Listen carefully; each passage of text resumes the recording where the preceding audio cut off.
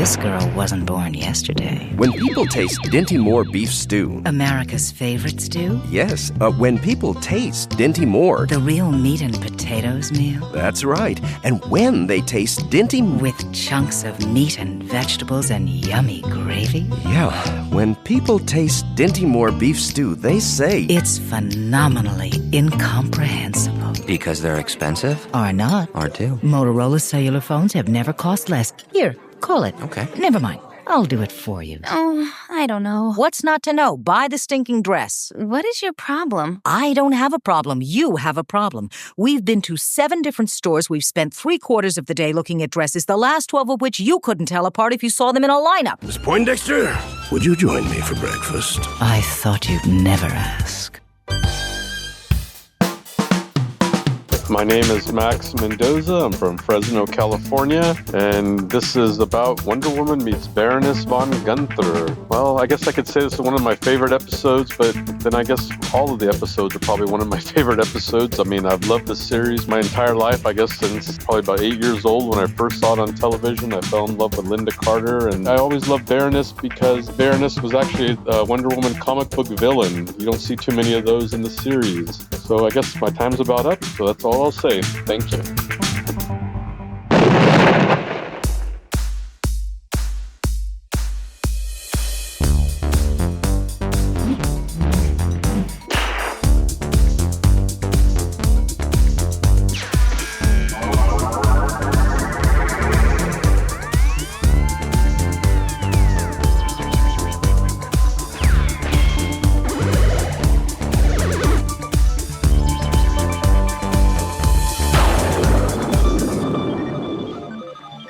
Ray, how are you? I'm doing great, Paul. How are you? We've been talking for a while.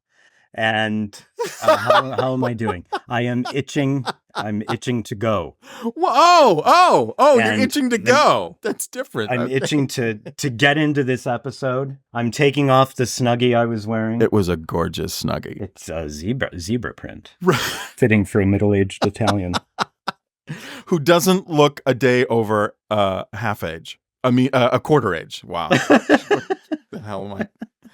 Can we cut that out? Can we cut it? Just let's cut that line, Murray. Oh, Murray's here today. Murray's okay, here today. Murray's in the booth. So we're done with the pilot episode of Wonder Woman, Ray. Are you happy?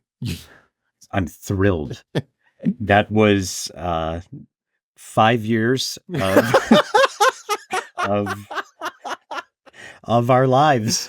Oh, my God. Focusing on the new original Wonder Woman. That's right. And if you don't know, Paul edits all of the episodes together, and I think you do a gorgeous job with it. Thank you. As I've told you many, many times. Well, thank you very much. I enjoy listening to them. And of course, as I told you, and I think I've mentioned on the podcast before, most of the stuff that I edit, we talk for hours, and I whittle it down to about an hour and a half. And one might ask, well, where does all of that other stuff go? Where does all that other stuff go? It goes into the trash.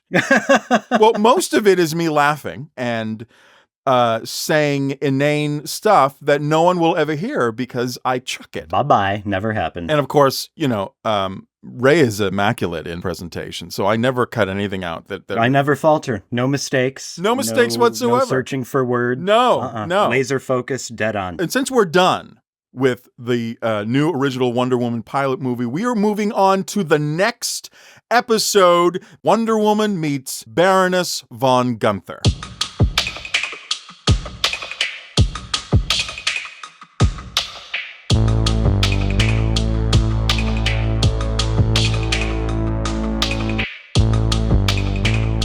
November 13th, 1975, an ABC spokesman in New York said yesterday that ABC was pleased with Wonder Woman. He added that while no decision has been made on whether to make it a series, 6 additional scripts have been ordered.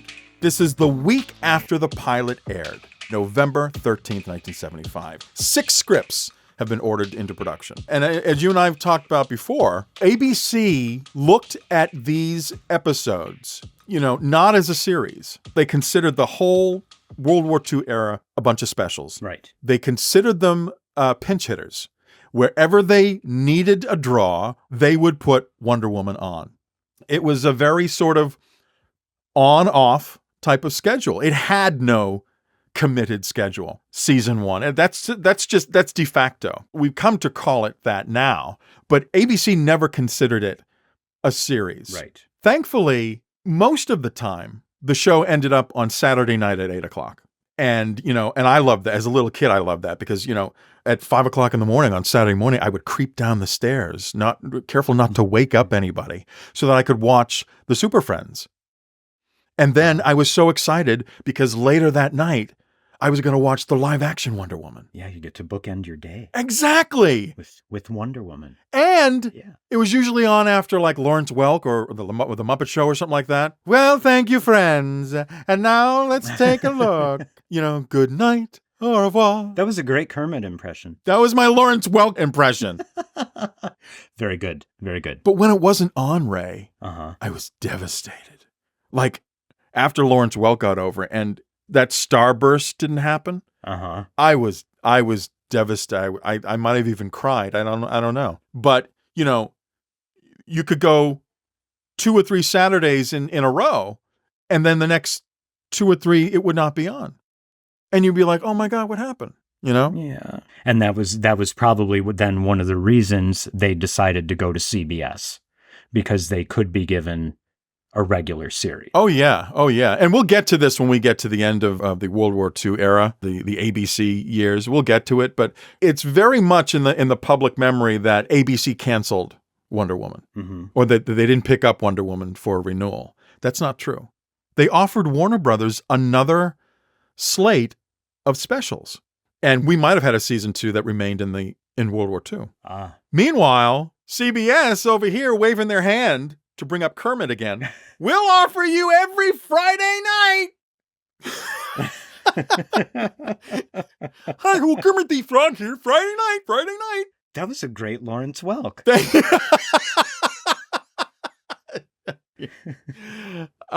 But yeah, CBS said, hey, we'll give you Friday nights at 8 o'clock, full 22 order. Cool. And so Warner Brothers said, to heck with you, ABC, we're going to CBS. Yep. Of course, CBS, had some asks, like, can we update it to the present? Can we, put our brand on it? Can we make it that it's our own? And that's, where we got all the changes. That's where we got the update and all that stuff. But again, what a long digression. I just wanted to set the stage for where we are in terms of ABC taking a chance on a bunch of specials. And a lot of people thought, well, why? You've got Bionic Woman. Bionic Woman is a rating success. There's even a newspaper article titled ABC's Embarrassment of Riches. In other words, you already have the Bionic Woman. Why would you want another super-powered woman show? There's plenty. There's one, so enough. We can't divide all our attention on 2. Yeah, the wheels will come off. Society will just die. How did Wonder Woman do in the Bionic Woman time slot? Well, Bob Hope was a big deal in television. He's always been a big deal in television, but the Bob Hope specials were always super ratings grabbers. Yeah, I remember them. Linda was on one of them. That's right. Yeah, in the 80s. That's right. Well, Wonder Woman meets Baroness von Gunther kicked Bob Hope's ass. Wow. Yeah. Warner Brothers or ABC took out a full-page ad in Variety. Linda Carter in her Wonder Woman suit. It was one of the black and white poses where she's standing there, hands on hips, with the words Bob Hope KO'd. Wow. Yeah, we'll post that up on our show notes so you can see that. Oh, so cool that you have that. Yeah. So that's pretty much the stage is pretty much set. So let's talk about this Emmy-nominated main title. Did we ever mention that Phil Norman was nominated for an Emmy Award for Best Title Design for Wonder Woman? I did not even know that the nomination was there. Wait, in the 15 editions of the pilot movie, we never mentioned it. No, I think that was the one thing we missed. So we should probably go back and do it all over again.